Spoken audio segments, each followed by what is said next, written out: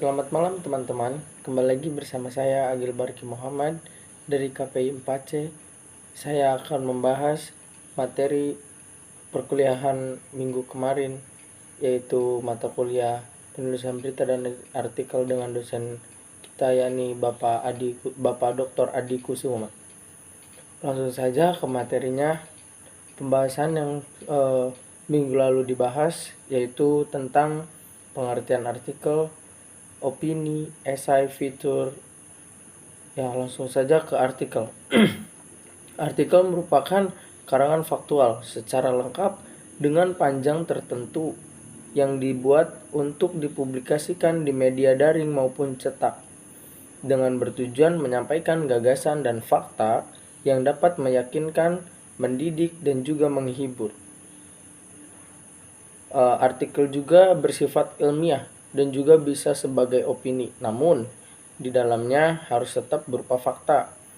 Artikel merupakan karya tulis seseorang atau beberapa orang yang dirancang untuk dimuat dalam satu jurnal atau terbitnya tentang kumpulan dari beberapa artikel. Kemudian ke makalah opini. Menurut Kamus Lengkap Bahasa Indonesia, diartikan sebagai pandangan seseorang tentang suatu masalah. Bisa juga disebut dengan opini. Dan dalam konteks ini, apa yang dimaksud tulisan opini di media massa? Nah, media opini ini diletakkan pada artikel ilmiah populer yang dimuat di media massa seperti koran, karena tulisan ini bersifat opini karena orang-orang menyebutnya opini atau artikel opini, sudut pandang. Opini atau artikel opini adalah sebuah karangan yang menekankan pada pendapat pribadi penulis, memperkuat argumen logis dan pemikiran kritis terhadap suatu masalah yang aktual. Biasanya, tulisan opini ini diletakkan di tengah bersama tajuk rencana atau surat pembaca. Kemudian lanjut ke esai. Esai dikenal sebagai suatu genre karangan. Di sini terdapat ahli yang menerbitkan tulisan pada 3 jilid judul esai. Di sini bernama Michael atau Cuman de Montaigne. Ya. Sedikit gambaran tentang esai, namun pengertian dari esai itu sendiri menurut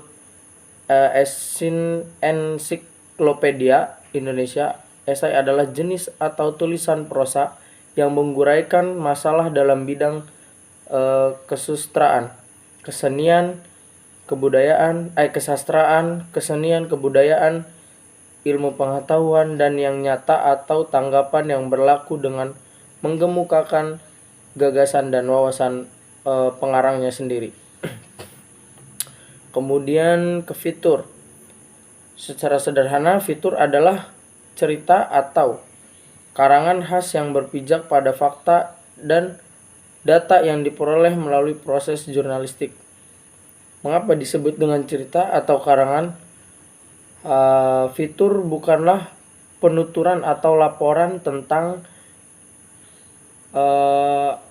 fakta secara lurus atau lempang sebagaimana dijumpai pada berita langsung yang bisa disebut dengan straight news. Nah, di sini juga opini dan fitur itu memiliki ciri-ciri atau bisa dibilang perbedaan ya. Perbedaan antara opini dan fitur. Opini di sini subjektif, individu, dan sudut pandang, perspektif berdasarkan tujuan penulis. Nah, perbedaannya dengan fitur yaitu objektif, individu atau kelompok, dan pemahaman yang lurus tentang topik yang dibahas oleh si penulis, oleh si pembaca. Ya. Ya, cukup sekian dari saya. Mohon maaf apabila ada kekurangan. Terima kasih. Sampai jumpa lagi.